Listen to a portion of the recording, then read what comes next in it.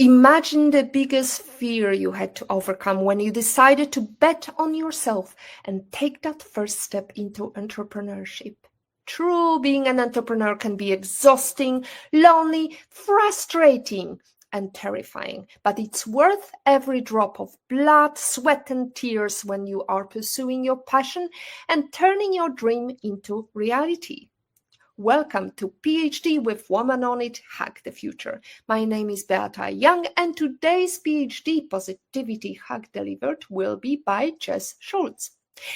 Topic: everything you need to know about go-to-market strategies. Episode 170 starts here. Let me remind you. This is a grassroots community that focuses on women on IT, an inclusive forum of women in technology, startups, and female leaders who are supported by men as well. And I bring heart to this hustle because empathy is my module.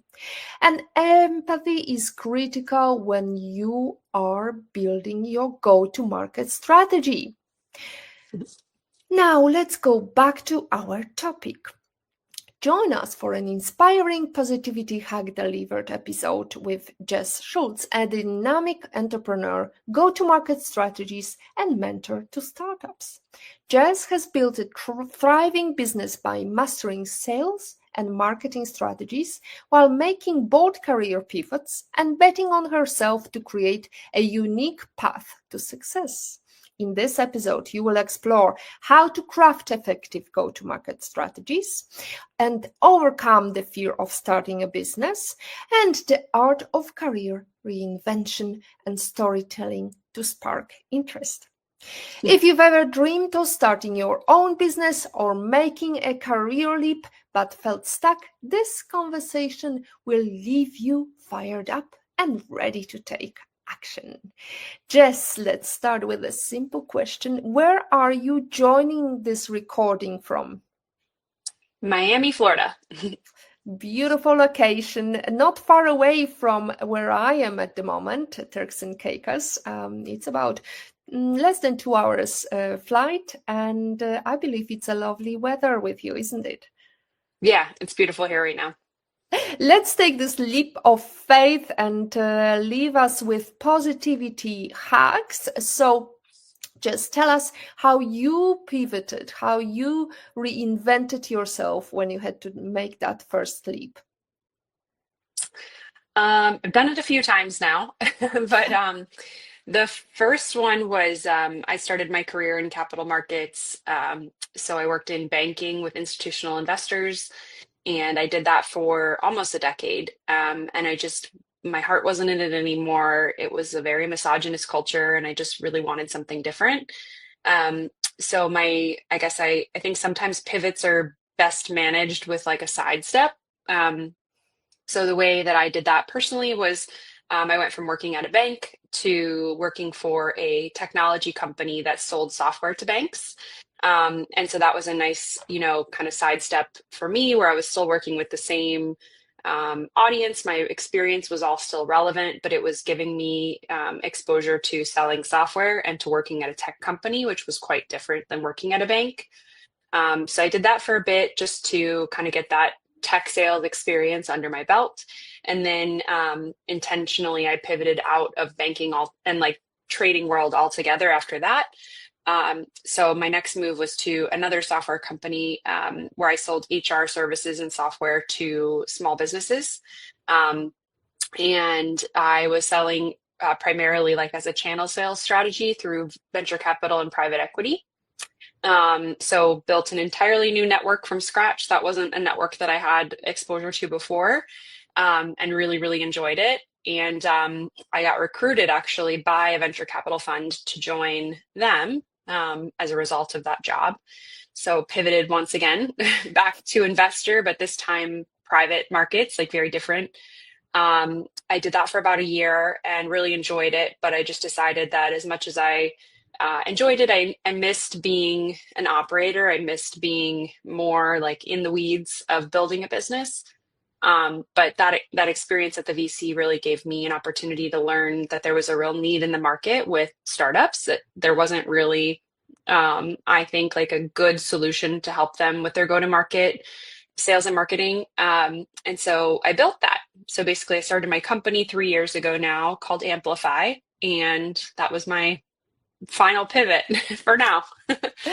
Final Pivot Amplify Group has been for quite a while, and actually, you approached me with the strategy that you pitch to other startups, which is amplify your own voice via going to podcasts, right? Yep, yep. It's one of the strategies. Yep, So exactly. let's go into that. Why do you believe it's a good strategy to have? Yeah, so I think for startups, for my clientele, I think it's a really great strategy because they are new and young businesses. So they're not the brand name of their company, kind of like my company, Amplify Group. That's not as well known as Salesforce or Nike is, right? And so when you don't have that brand recognition for your company, I think you really need to, or you should really lean into your personal brand. And this still can be impactful even when you're a bigger company, but for startups, it's kind of like the best tool in their toolkit. Because even though Amplify Group doesn't have brand recognition, Jessica Schultz does, or Beta Young does. So I encourage startup founders to really lean into their personal brand and elevate their own voice because their company brand doesn't have that clout yet. And I think that helps in many ways. One, messages from individuals get on average 500% more engagement than messages from companies, right? Because it's people connect with people. And so it's just a more effective message. I think it also allows them to get in front of more of their target audience in a really cost effective way. Because for startups too, like they don't have these massive budgets to run, really expensive ad campaigns or anything like that. So for the most part, this is a very low cost, high impact strategy to like pitch yourself. Most shows, if they do accept you, you don't pay anything to be on the show. So it's a great way to get your voice out there, to spread awareness for people to get to know you on a personal level. Again, at a very low cost. And when I've been able to get clients on the right show, where like their target audience is like the primary audience of that show, sometimes on the very next day we can see like a number of inbound leads come in as a result. So it's just like, yeah, I think a really great way to elevate personal brand and very cost effective way to spread brand awareness. That's also one of the topics we talked to our previous guest when he talked about SEO, because building backlinks and Yep, actually that too. by building voice and online presence is critical. Right. So what's the most common mistake startups make when developing a go-to-market strategy? Yeah, I think from the actual strategy, there's a few mistakes they make, some on the strategy, some on the execution, or like more common mistakes that I see.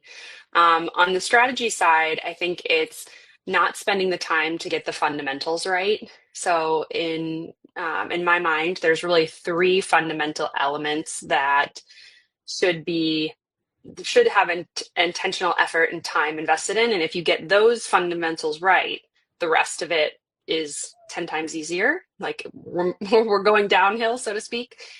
So the three foundational elements are: who are you targeting? So who is your ideal customer profile and who's your buyer persona? And I think on that point, a lot of startups just start off too broad. So if you ask them, who's your ICP? A lot of them will say enterprise. And if you're a small company with less than 1 million or even less than 5 million, enterprise is too broad. You need to get much more specific, which might look like we're targeting companies that are enterprise grade. We're defining that as 10,000 or more employees. We're looking for companies located in the United States that are in these three industries and that are using Salesforce. I'm just giving like a generic example, but like getting that specific about who you're targeting is really important. And I think not enough people spend enough time really getting specific there. So that's one. And that's so important because it drives so many other aspects of your sales and marketing. The other one is positioning. So really spending time to really understand and articulate how you are truly different, like what your true unique value proposition is, and how you're going to articulate that to the market. That is so important, and not a lot of companies really spend time getting their positioning right. And both of those things I should mention are evergreen, right? It's not set it and forget it. It's set it, do the work, and then the market moves or your customers move or you get different feedback, and those things need to continue to evolve. They're more of a verb than a noun, but regardless, you need to spend the time. And then the third foundational element is brand. So a lot of startups I work with will be trying to sell into really large organizations, but if you go to their website or you look at their other brand collateral, it looks very immature. And it's going to be unlikely that you're going to close really large enterprise customers if you look like you can't handle large enterprise customers, right? Like there is so much of perception is reality, whether we like it or not. And so like you have to look the part. And so I would say like those are the three things that not enough startups, I guess, appreciate. And a lot of them just don't know what they don't know and don't spend the time to really refine. And so then their subsequent like sales and marketing efforts, I think, fall flat because those foundational elements weren't refined enough. So you had a privilege of working with many startups, so you knew how to avoid some of the mistakes. But can you talk about your mistakes? What was your biggest mistake when you started your journey as a Amplify Group CEO? Yeah. It's like hard to say a mistake because I think they're all learning experiences, even for startups, right? But I would say like the thing I've struggled with the most, and maybe that's like the better way to say it, in my opinion, is staffing, like just finding the right people to scale my business with me and scale it beyond myself. I think that's a little bit more challenging for me because it's a services business and because it's a bootstrapped business. So I don't have a lot of cash to make mistakes, which is a blessing and a curse. I think like that's a blessing and a curse of building a bootstrapped business. It forces you to make really tough decisions fast, and it forces you to be more, I don't know what the right word is, like intentional with each move that you make. But that's been my biggest challenge, is just finding the right people. And again, we're providing a service, so it's a little bit different than when you're building a software. But talent is hard, I think, regardless, for every company. So yeah, that's been my biggest challenge. So you're providing a service. That means that sometimes you may have a lot of clients and other times it may just dry up. Yeah, and it just makes it hard to move it beyond myself, right? Because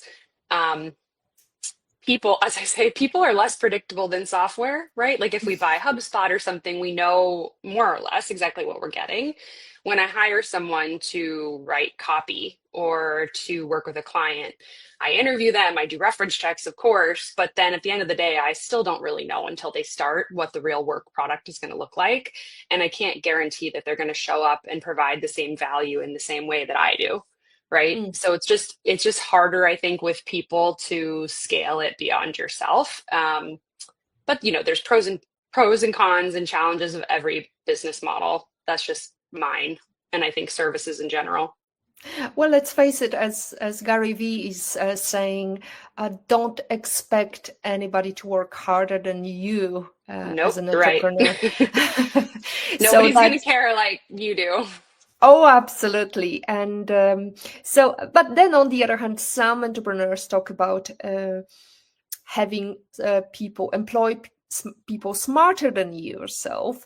However, for a small business, I think it's quite difficult with a limited budget, is it? Right, exactly.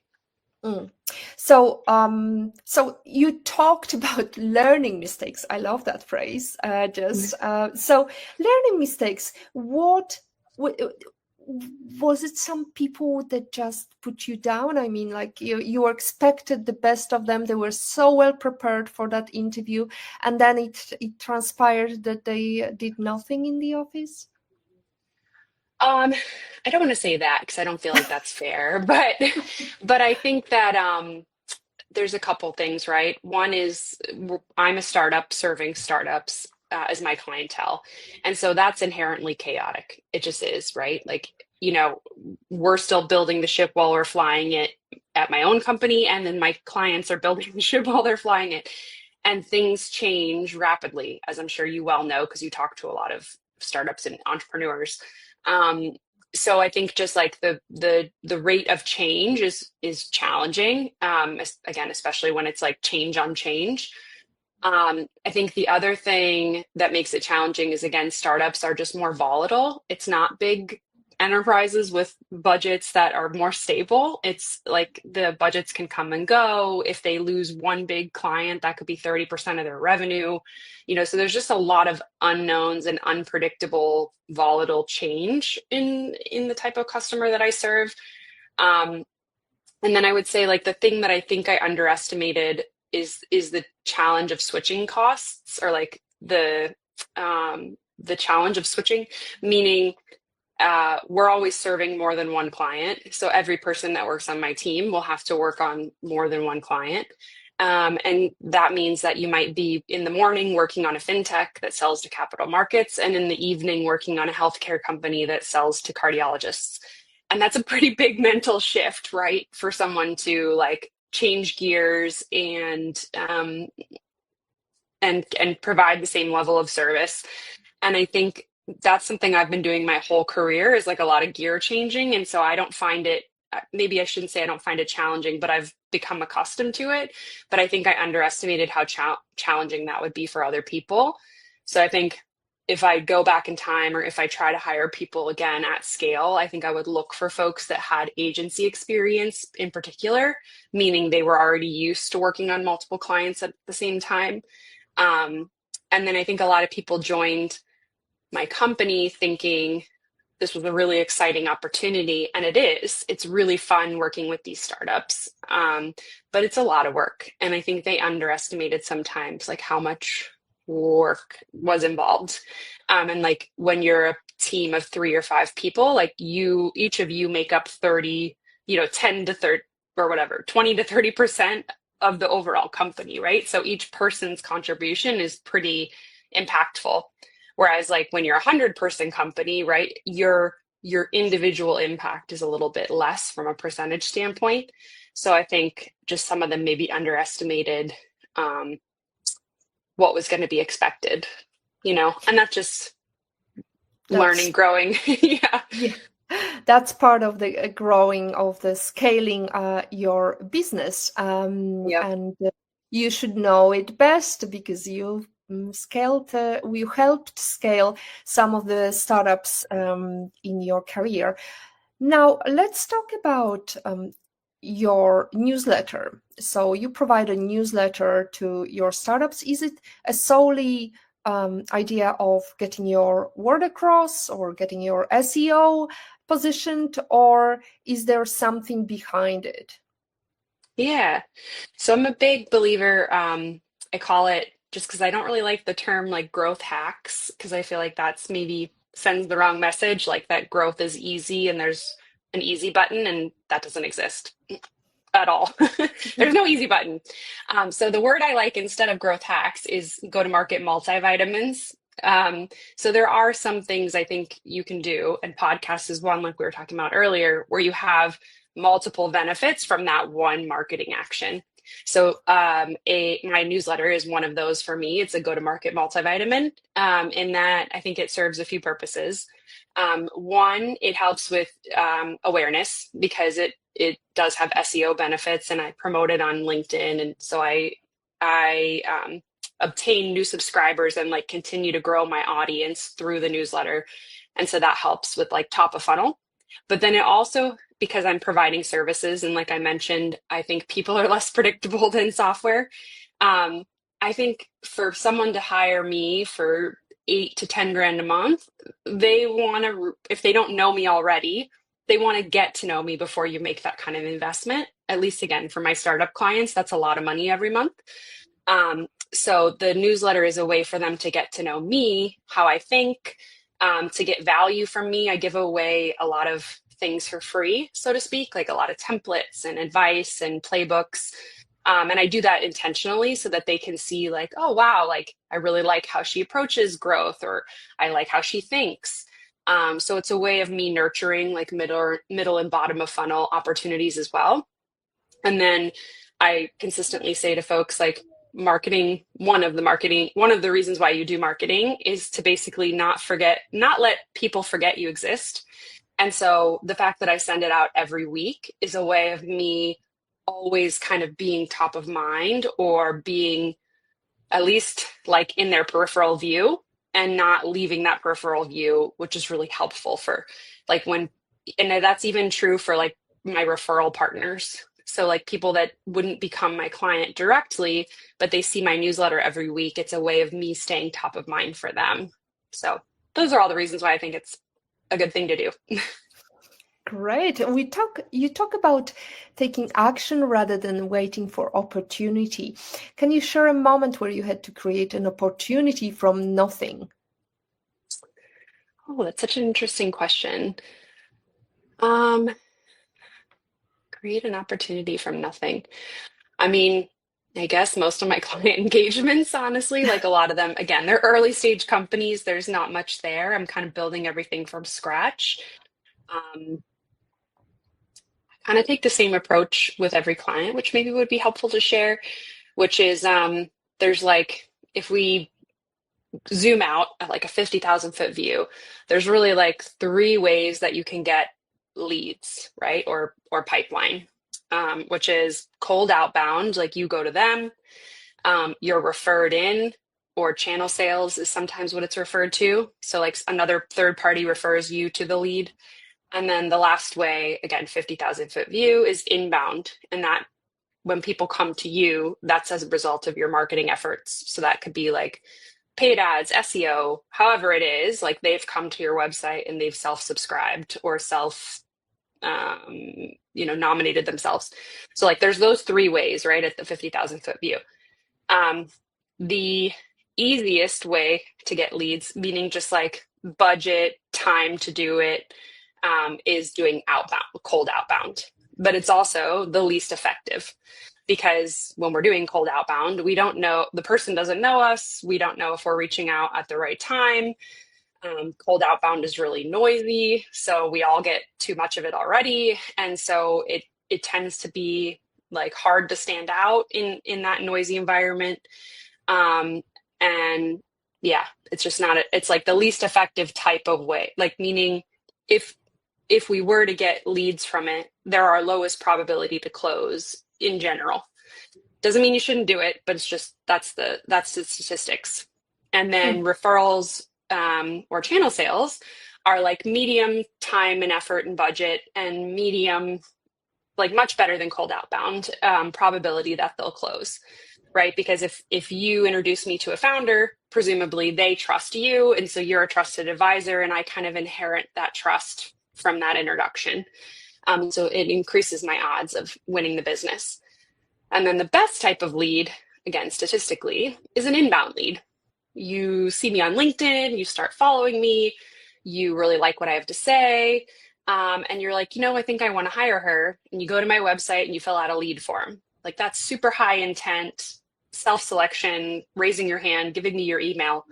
So that's what we want to aim for. But driving inbound leads takes time and it takes money. And so I always try to balance, like, what can we do quickly to get, momentum right away, just cold outbound. And then since that's not our best source of leads, I don't want us to be on the hamster wheel forever. So while we do that, that's cheap and easy to get running, let's simultaneously start building referral partnerships and marketing to drive inbound so that we're providing a more sustainable growth path long term. So that's always like the kind of way I approach client engagements, is cold outbound first and then the other two. Well, it sounds quite complex, because I have to tell you that I've never had inbound lead, and even though I am on top of LinkedIn, and I'm trying to get my word across as much as possible, but I'm fighting against a lot of cold outbound and a lot of really bad marketers out there who are just sending me a cold proposal asking, when can we grab a call? Hmm. So I'm wondering, how do you build that inbound lead? How do you really encourage customers to approach you? Because it's a new business, Hmm. it's never been seen, it doesn't have that first referral. So maybe the idea is to offer something free of charge for starters, or Hmm. is there any strategy that you advise? Yeah, for each business it's going to be slightly different, but you're definitely on the right track. It's adding value without asking for anything. So that's like my newsletter or my LinkedIn content. And that doesn't mean when I say like LinkedIn, you can post on LinkedIn and it can be more like self-promotional, right? Like I'm sure you've seen people do that. And then you can post on LinkedIn and it's just like truly helpful. Like, hey, here is the exact, you know, list of questions that I ask when I conduct a customer interview to write a case study. And this is the exact format I follow to write the case study.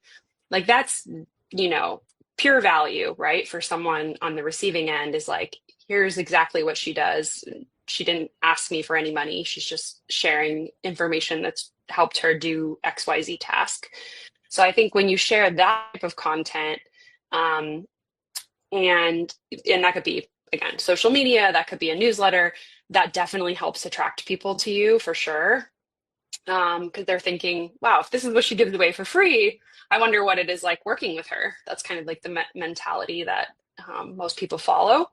Like there must be so much more value there if this is what she's giving away for free. Um, and then SEO is still a really helpful strategy for a lot of businesses. Again, it really depends. Like you have, there's analysis that I do and that anyone in the marketing field would do to confirm if that would be an effective strategy for your business, like to see what search volume is like for certain topics, or to see what your competitors, like how are they getting web traffic? Is it coming from organic search? Like there's other ways that we can kind of validate that that's a viable strategy. But for a lot of businesses, it still is. And so writing really valuable content that is optimized for search engines is a way to drive inbound. Other ways are webinars that add value where you get people to join. And again, they're not like sales, like really forwardly salesy, but you learn about the company. Maybe you see a demo, maybe you learn about the people, and then you get interest and that drives leads. Paid search, of course, or like paid ads are a way to drive inbound. Um, Other PR, so like getting media placements, like, you know, if I was to be featured on Forbes.com, that would certainly help.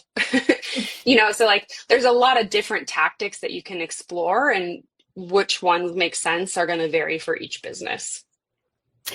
So let's dive into referrals because I think it's important, and as you mentioned, getting clients referring to others is really critical for companies' scale. Now, how do we ask clients for a referral without being too pushy? Because clients sometimes are busy and they don't have time to draft appraisal or draft even a word of encouragement to others. Yeah. So I think there's a few ways to get referrals, right? One is definitely asking your customers, but the other is like creating strategic partnerships with other organizations. So let me answer your first question and then I'll maybe move on to the second. So as far as asking your customers, there was some statistic I saw recently, and I don't remember the exact number, but it was something like 90% of customers are willing to give you a referral, but only 10% of salespeople ask. So part of it is just asking, like, which is kind of crazy when you read those stats, right? Like a lot of people are actually very willing to give you referrals. It's just a lot of people don't ask. So the old saying, poor mouths don't get fed, or whatever it is. um, so ask for sure. But I would say like how you can improve your odds of getting a yes, or how you can improve your odds of them actually following through, are for you to do the research. So go to their LinkedIn and figure out who they actually first degree connections are, that are people that you want to get introduced to. Then you're not just blanketly asking like, hey, can you send me referrals? You're saying, hey, I see you're connected to David Smith. David Smith looks like he's hiring for a salesperson. So that kind of leads me to believe that it might be a good time for him to speak with somebody like me. Do you know him well enough to make an introduction? If you do, I'd be so grateful. Like then you're giving them like who I want to be introduced to, why, like what's the context of the intro, because that's helpful to make it. And then as soon as they say, yeah, sure, of course, I say, perfect. Let me send you an email that you can just forward to David so that I can make your life easier. And then you write the email. Hey, following up on our conversation, thanks so much for your offer to introduce me to David Smith. As I mentioned, I saw he's hiring for a salesperson, so I thought it might be timely for us to talk.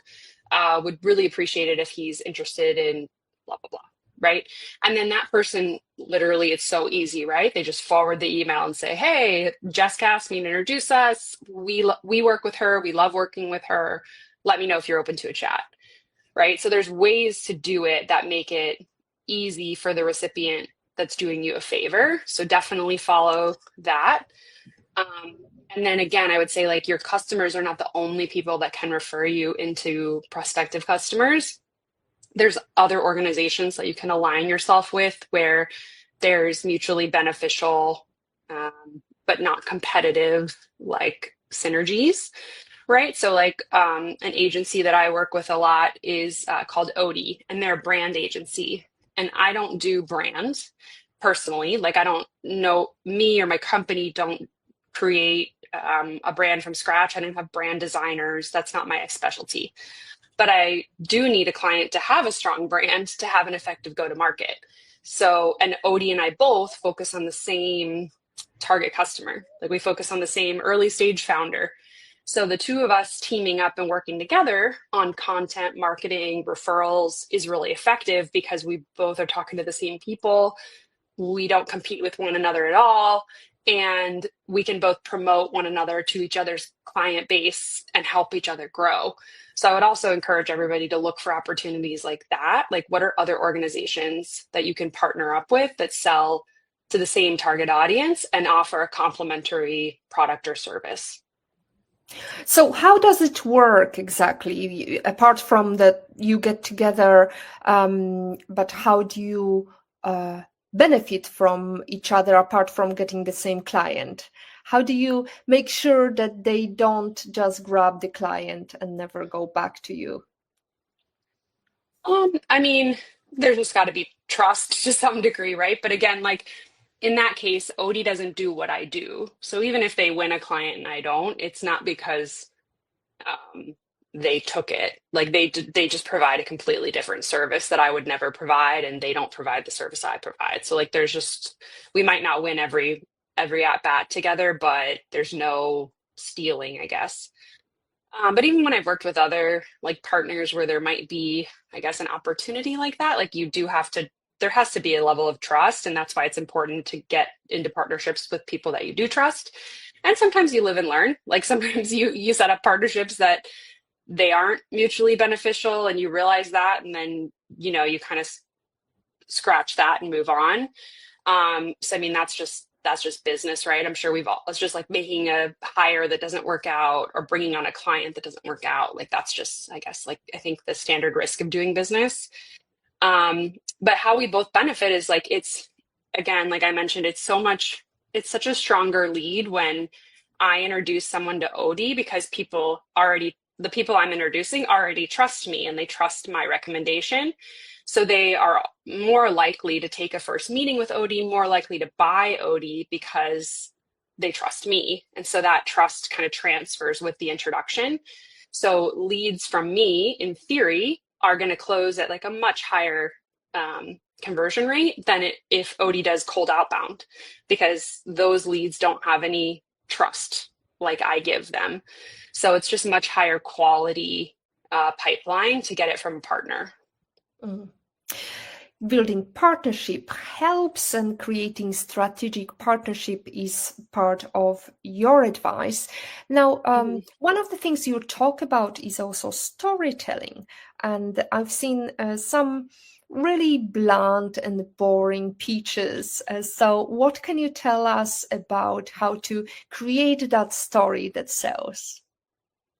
Yeah, that's a good question. I think in most cases, most founders have a really interesting story. Just like I can't think of actually one that I've worked with yet that doesn't, right? Meaning like if you're founding a company, there's something like that you're so passionate about that you're willing to risk it all, kind of, right? Like, because when we start a company, there's financial risk, there's legal risk, there's reputational risk. Like, so we really have to be bought into the problem we're solving. And usually we have some personal connection or tie to that story. And so, like, almost in every case, the founder has a story that you can leverage. So, like, to give you an example, one of my customers from last year, this gentleman has built a really successful FX operating system, basically. So, like, foreign exchange operating system. And he sells this, it's a software solution to banks and to MSBs and other fintechs.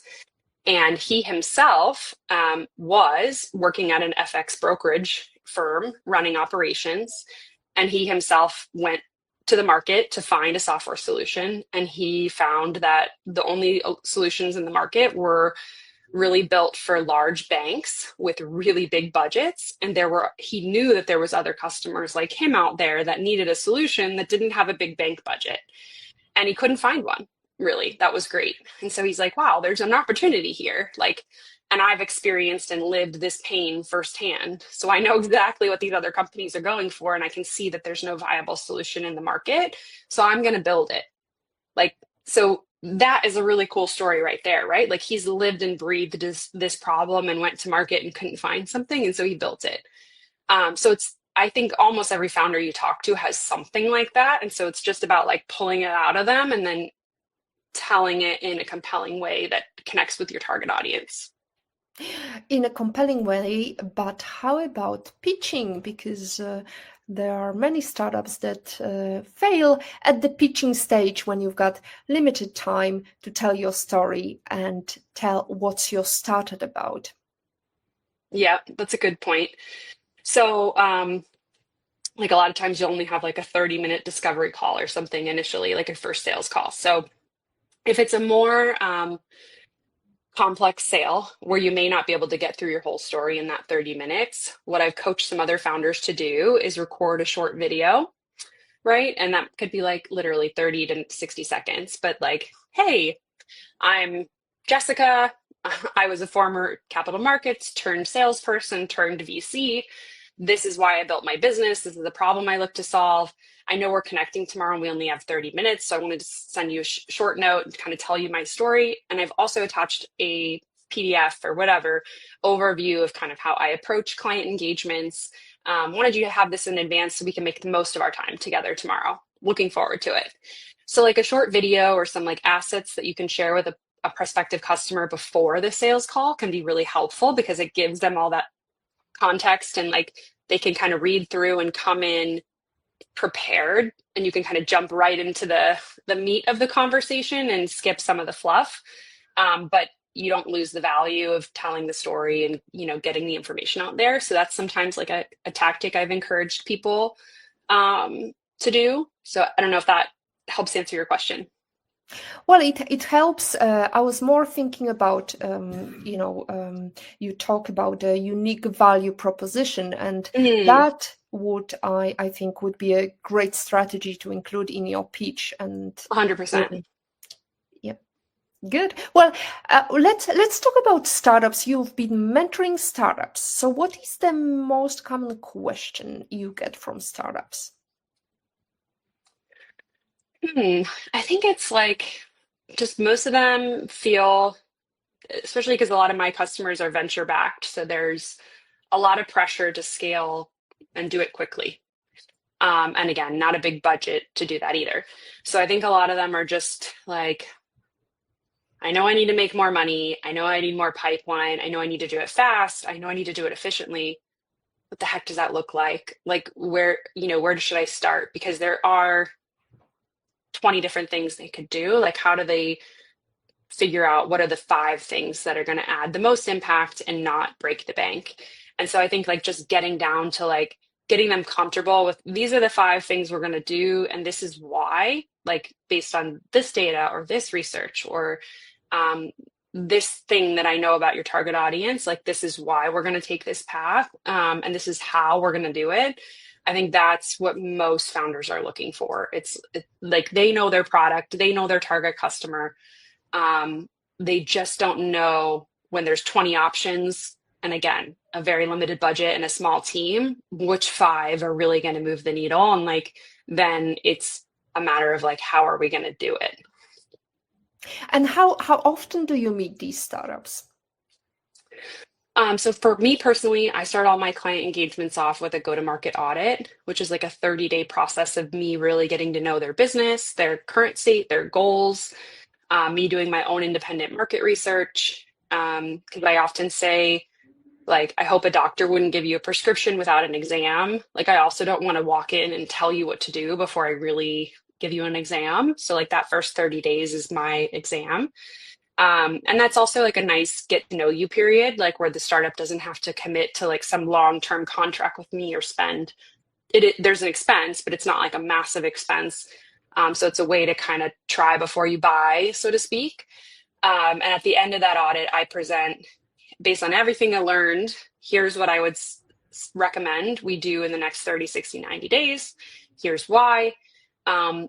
If you want to move forward with me, then we'll move to execution mode. And for what I need to do for you, it's going to cost X. And I think we probably have about 6 months of work together to achieve what I've outlined.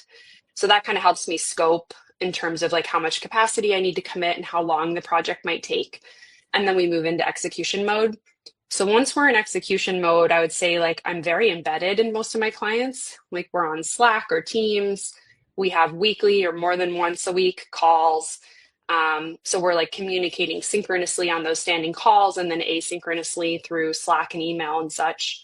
So I think if you asked most of my clients, they would say like when Jess was working with us, it was just like she was another member of our team, just with a very, defined set of priorities and goals. But yeah, so I talk to them a lot. What do you learn from them? Is there anything that they surprised you and now you learned something new from them? I learn every day. It's funny you asked this question too, because I was just thinking about this yesterday for some reason, but like in terms of my own content development, but I truly do learn from every single one of my clients, which is amazing.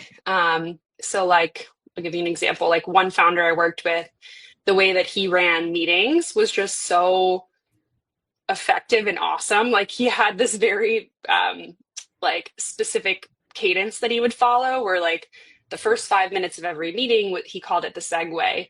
And it was like for the small talk or whatever, but he literally had a timer going and he's like, okay, 5 minutes is up. Now we're on to the agenda. And so like he would leave time for that human element in calls, but I just really liked how he time boxed it and everyone knew that that was his style. And so it was just like broadly accepted. And every meeting had a very clear agenda and he had like a way of cascading information through his organization really well. And so that was just like something I observed like from a founder, I guess like a way he operates, like that was really cool. And then another founder, I remember like the way that he had structured his ICP defined, like the way he had defined it and like structured it, just like the architecture of it was a way that I had never personally done it before, but I thought it was really cool. And I've leveraged that same kind of methodology in future engagements. So I think that's one of the really cool things about being a consultant is that you do get a front row seat to so many founders doing things in unique and different ways. And you can kind of, you can learn, like as much as I'm teaching them, they're teaching me too, whether they know it or not. And so I feel like we're both learning and growing, and it's cool to be able to take my learnings from certain client engagements and feed them into others. So, through that 30-day process, how many clients stay with you? Is it like a percentage, or is everybody staying with you for the next 6 months? Yeah, I would say like I haven't actually run the numbers, but if I had to guess, it was like 90 or 95% have moved on from the audit to a full-time engagement. So, Um, would you say it's a effective strategy of go to market, just offering 30-day audit of whatever services you may offer? I think and just in general, I believe, like, I call that like a wedge. So I encourage other companies too. Like, what can you find as a wedge product for what you do? Where it's like, another way to think about it maybe is like a pilot, right? Or a trial or something. So that can look different for every business. But yeah, finding a low cost way for people to interact with you, or either you as a person if you're selling services, or your software if you're selling software. So, like a 30-day free trial would be an example, right? Giving people a way to interact and really like understand the value in an either free or low cost way is definitely an effective way of converting customers because you're de-risking it. Hmm. Excellent. So, we talked a lot about startups, about go to market, about marketing and sales processes. Now, what would you say is your strategy for problem solving?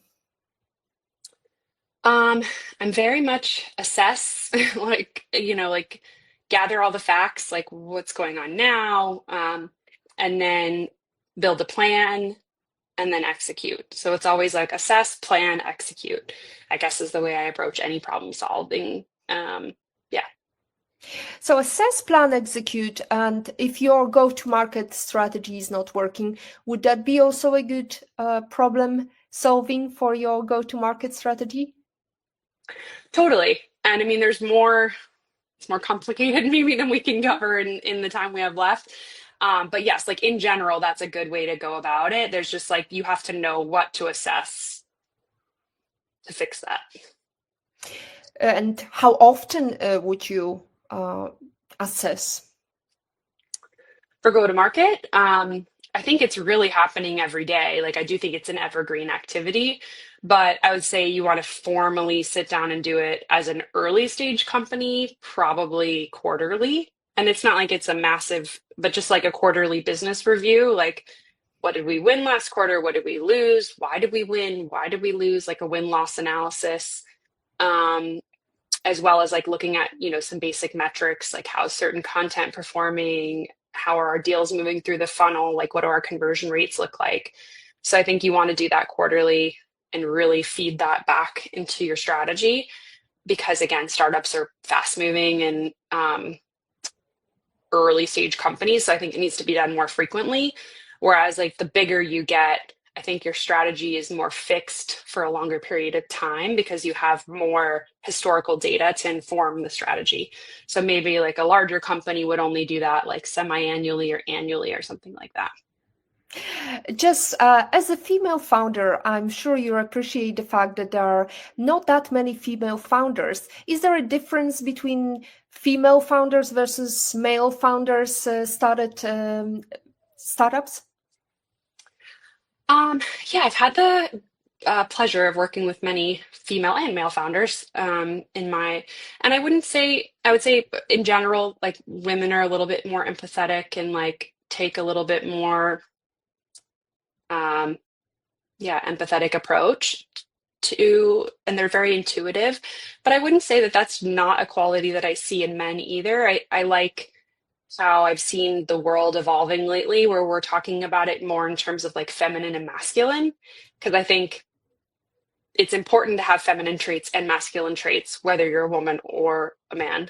And so I think having a balanced, like feminine and masculine approach to business is really important. And I definitely have seen men excel at having like more feminine qualities in business. And I think as your show and your mission is to drive more diversity. I think like the more diverse teams that people have, the more that's um, possible, right? So like I think like the most successful teams that I've seen are founders that build a diverse, founders themselves that build a diverse team. Excellent. Diversity wins. And now let's talk about women. As Eleanor Roosevelt once said, women are like tea bags. You never know their Yeah. true strength until you put them in hot water. So, Jess, in life, how are you in hot water? How are you brewing? Um, I feel grateful that right now I don't feel like I'm in hot water, but I have felt like it many times in my life. And I think probably like most women, right? Like somehow we just get through things even when you don't think you can. But every time you do, it gives you more confidence to get through the next hard thing. So I think um, that's at least for me, like when I'm having a moment of self-doubt or feeling powerless or something, I'll try to think back, like kind of check myself. I'm like, okay, when's another time that you felt like this and you got to the other side? And usually I can think of something, and then I'm like, so you can do it again. And so I think it's just reminding yourself that you can You very mellow tea right now. We have right to now. appreciate those moments, you know? Absolutely. So, what's planned for 2025? It's January and almost over, and I'm wondering if there's any exciting project for Jess. Yeah, something I'm really passionate about still is that I believe in this business model, like the fractional leadership, like fractional go-to-market leadership. It's so valuable to these companies that I work with, and it's a really great career path for me. So it's like such a win-win for the consultant and for the business. And I truly believe there's more demand for it than there is supply. And so I would love to change to be helpful in changing that. And especially with the economic climate being what it is right now, like we've seen tons of layoffs and they don't seem to be stopping. So I think there's a lot of really talented sales and marketing people out there right now that are not able to find full-time employment. And this could be a really great either interim solution or maybe just a different path for them to consider. And I want to make that more possible for folks. Originally, I was trying to do that by hiring people, to work for me. I didn't find that to be effective, like I mentioned earlier in the call. So my new idea is to try to coach. So I'm offering executive coaching to folks that want to become a fractional leader or that are already starting to do it, but maybe they haven't found their groove yet in terms of like scalability and repeatability. And so my hope is that I can coach more people to be successful to build up the supply side, and then maybe one day that becomes, a community or a marketplace, or I don't know, TBD on the bigger picture. But for now, my goal is just to try to elevate more people in this profession. Beautiful. We like more elevated people, people who believe in their power, who believe in they can pivot at any stage of their career. So, Jessica, what is the number one book you can sit and think, oh, I wish I read it before I started my pivoting journey? One of the most impactful books for me in the last few years has been Be by Jessica Zweig, and it's about personal branding and kind of like getting more comfortable being you and that your authentic voice is enough and it needs to be heard. And it was just an amazing book for me to read, and I think it made me feel more comfortable being just my authentic self, if that makes sense, in my sales and marketing instead of like what I thought people wanted me to be or something like that. So I really, really loved that book, and it's something I've, injected into every bit of my own sales and marketing with a lot of success. And then I love anything by Adam Grant. He's an organizational psychologist. I'm sure people have heard of him, but all of his books have been really helpful for me, just better understanding people and people dynamics. And yeah, I love his books. Let's imagine that you could meet anyone in the world and have a private breakfast anywhere in the world. Who would you invite and where would you go to? I said my brother, he sadly passed away about 12 years ago, and we were really close. And so I would love to have breakfast with him. And I think we would go to the beach because that's like my most serene place myself. I'm sorry about to hear about your brother passing. So why would you want to meet with him? Is there some unanswered questions you have? Not necessarily. He was kind of, even though he was my younger brother, he was wise beyond his years in many ways. And he was very charismatic and very, what's the word I'm looking for? Like lighthearted. So I think it would just be a really uplifting conversation, like to talk to him and like a feel good. Excellent. Thank you, Jess, for sharing that part of your life. My mom passed away last year. It's going to be a first anniversary of her passing. And I have to say that conversations with my mom, even though she passed, is a highlight of my days. Now, can you please give us your favorite life lesson quote and how did it change you? Mm.